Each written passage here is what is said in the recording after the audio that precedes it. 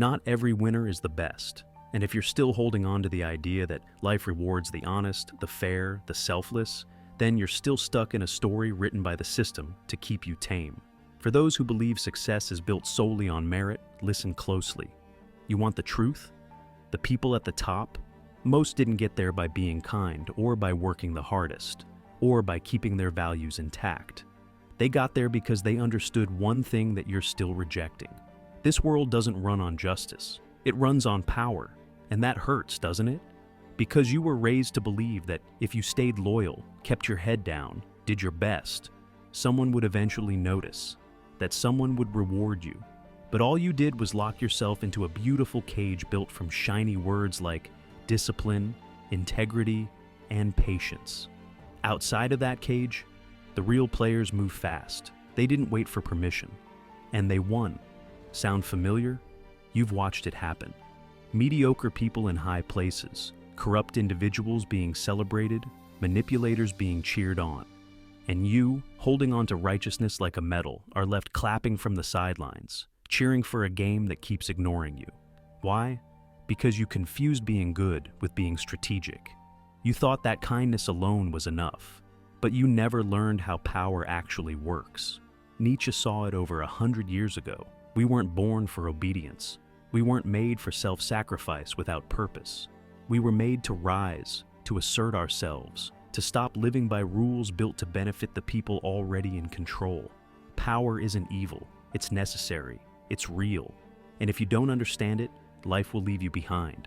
Ever wonder why those who follow the rules never change anything? Because those rules weren't made for change. They were made to keep you quiet, obedient, easy to manage. While you're sitting there second-guessing your actions, someone else is already 10 moves ahead, bending the world to their vision. And it's not because they're better than you. It's because they stopped waiting for approval. They trained you to be afraid of ambition, to think that the ego is bad, that wanting to rise means you're arrogant, and you believed it. You bought into the idea that morality meant staying small. You swallowed that lie with pride. But traditional morality, it's not virtue, it's control. And you're still locked in it. Meanwhile, those who figured it out, they've broken those chains. Not because they're cruel, but because they understood something you haven't yet accepted. In this world, being good isn't enough. You have to be aware. You have to be sharp. You have to know when to speak and when to stay silent, when to build and when to tear something down. Yes, tear it down. Sometimes, in order to build something truly yours, you need to break the structure that's been trapping you. Nietzsche didn't admire the obedient. He admired the one who stood alone, the one who created his own path, the one who didn't need permission to be himself. That person isn't always liked, isn't always understood. In fact, he's often hated, ridiculed, attacked, because when someone walks into a room fully aware of who they are, the insecure ones panic. And when you shine on your own, it makes others uncomfortable in their shadows. But that discomfort, that rejection, it's part of the path. If you've never been criticized, it's probably because you've never really said anything important. If everyone agrees with you, it means you haven't challenged anything real. Success doesn't come from being liked. It comes from impact, from disruption, from building something so real, so raw, so authentic that the world can't look away. And you won't get that by just being good. You get there by understanding power, learning how to play the game without becoming the game. Naivety is a luxury this world does not forgive. How many times have you silenced yourself just to keep the peace? How many times have you held back your own fire so that others wouldn't feel threatened? How often have you watched someone less capable succeed simply because they had confidence and you were still waiting for someone to give you permission? That's not humility. That's self-abandonment. You think competition is optional? It's not. It's reality. You're in it whether you like it or not. But I'm not telling you to compete with anger or bitterness. I'm telling you to compete with clarity, with intelligence, with a strategic mind that knows how to read the room and move with intention. Because if you don't play the game, someone's going to play you. Look around. The people who are truly winning, they're not there because they were the most noble. They're there because they understood how to move. They partnered when it helped. They betrayed when it served them. They stayed silent when needed, and spoke only when their voice would cut like a sword. That's not cynicism. That's realism. And success, it's not waiting for the good-hearted. It's waiting for those who are ready to move. You want to get ahead? Learn how to use power, not to crush others, but to rise, to shape your world without needing anyone's applause. Because here's something hard to swallow. Validation is addictive. The more you crave it, the more you abandon yourself. Every clap you chase becomes another chain. Every opinion that shakes you pulls you further from your own path. While you're busy trying to be accepted, others are building empires in silence. If you want freedom, real freedom, stop trying to please. Stop living by other people's expectations. Stop editing yourself to fit in. Start building your own frame. Start walking in your own direction, even if it makes others uncomfortable. Because real success doesn't come from being agreeable. It comes from being undeniable, from being so real, so unapologetically yourself, that the world has no choice but to notice. Morality, the kind they sold you, was never designed to free you. It was designed to contain you, to tell you to obey, to shrink, to conform. But ask yourself, how many obedient people ever changed anything? How many rule followers ever disrupted the system? History belongs to the ones who dared, the ones who disobeyed, the ones who said, "I won't wait for permission." And if you want to be one of them, stop asking, stop waiting, start moving. But not just with aggression, move with presence, with wisdom, with self-awareness, with power, not the power that bullies, but the kind that builds something lasting because it's rooted in truth. See, power isn't just about control, it's about knowing who you are and no longer needing the world to tell you. That's the power Nietzsche admired, the kind that doesn't come from domination, but from full internal clarity. But don't think it will be easy. It won't. The moment you begin to stand firm, resistance will come. People will question you, challenge you, accuse you of changing. Let them. Because if no one's uncomfortable, you haven't grown. The stronger you become, the more resistance you'll feel. The weak will resent you.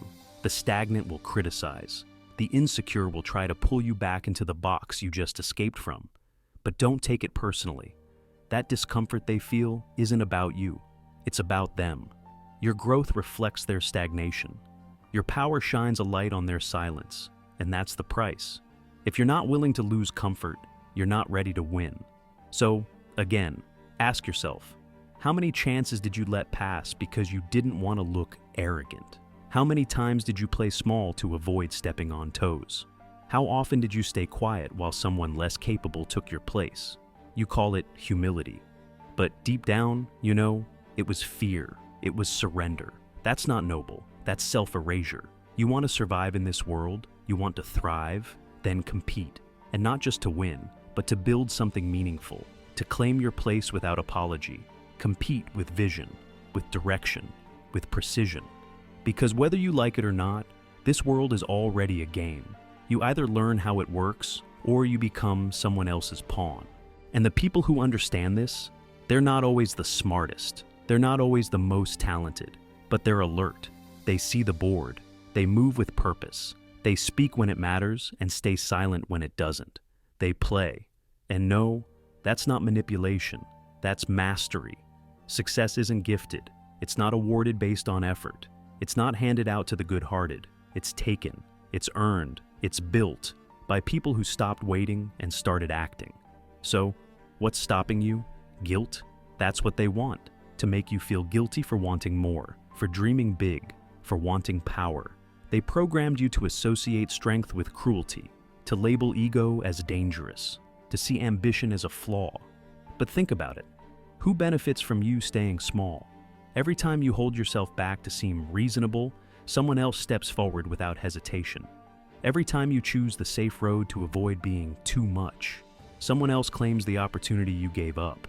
And they're not necessarily smarter. They're just not playing by the same script.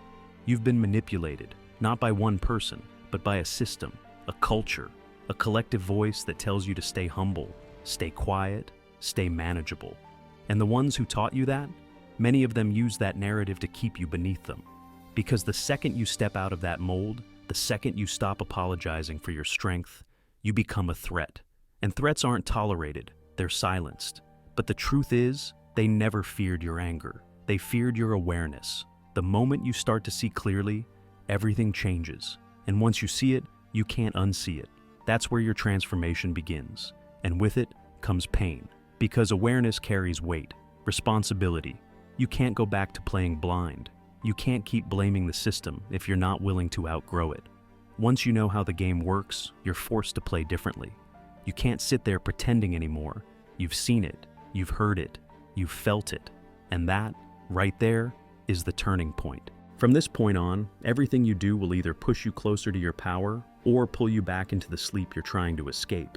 And here's where it gets even more real. Most people, when they start waking up, feel one thing above all: guilt. Not guilt for what they've done, guilt for what they want. Because deep down, you want more. More freedom, more control, more truth. But you've been taught to bury that. You've been told that desire is dangerous, that standing out is selfish, that building your own vision is arrogance. But let me tell you what's truly dangerous.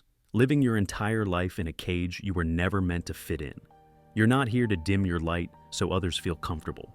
You're not here to shrink yourself for the sake of acceptance. You're not here to beg for permission. You're here to take ownership of your life, completely.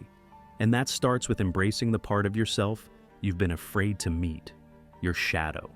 That fire, that edge, that inner voice you've silenced for years, calling you to rise. You've kept it buried under politeness, under caution, under fake humility. But that's your raw energy. That's your drive. That's your truth. Your shadow isn't your enemy. It's your untapped strength. It's your grit. It's your passion. And you can't be whole if you keep cutting it off. All that rage you've repressed, that's fire with no direction. All that ambition you've hidden, that's your leadership suffocating. All that discomfort you feel, that's the real you trying to break through. It's time to stop apologizing for wanting more, because you're not selfish for wanting to lead. You're not arrogant for claiming space. You're not wrong for refusing to play small. You're alive. And aliveness comes with hunger, with vision, with pressure, and yes, with pain. Because to grow, you'll have to let go of everything that was built on fear. You'll have to bury the version of yourself that only existed to keep others happy. This isn't just a shift in mindset. It's a death. A death of the character you played to stay accepted. A death of the mask you wore to stay safe. A death of the lies you told yourself to justify inaction. But what's born in its place? A self that is sharp, unshakable, free. And the moment you reach that place, when you can walk without applause, speak without fear, and stand without bending, you become dangerous. Not because you're violent, but because you can no longer be manipulated. You no longer move to fit in. You move because you choose to. You no longer ask, "Is this okay?" You ask, "Does this align with who I am?" And when you reach that point, you realize something vital. Your success was never about having all the answers. It was about asking the right questions. It was about being bold enough to stop negotiating with your potential. Do you want more power? Then build the strength to carry it. Do you want more freedom? Then take full responsibility for your life. Do you want more respect? Then live a life that commands it, not through noise, but through unapologetic authenticity. Because the world doesn't hand power to the polite. It yields to the relentless, the clear, the grounded. So, stop waiting. Stop hoping someone else will see your value. Stop playing by rules that were never designed for your rise. Rip the mask off. Speak with your real voice. Build with your own hands. Move like someone who no longer needs permission. And if you're still here, if you've stayed with this message until the end, then something in you has already shifted. Something is breaking loose. It's discomfort, yes, but it's also awakening. Now, it's time to act. Not next week, not when it feels safe. Now, because the clock won't stop, and neither will the world.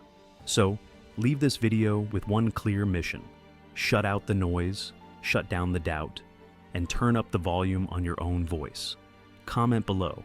I no longer ask for permission. Let that be your declaration.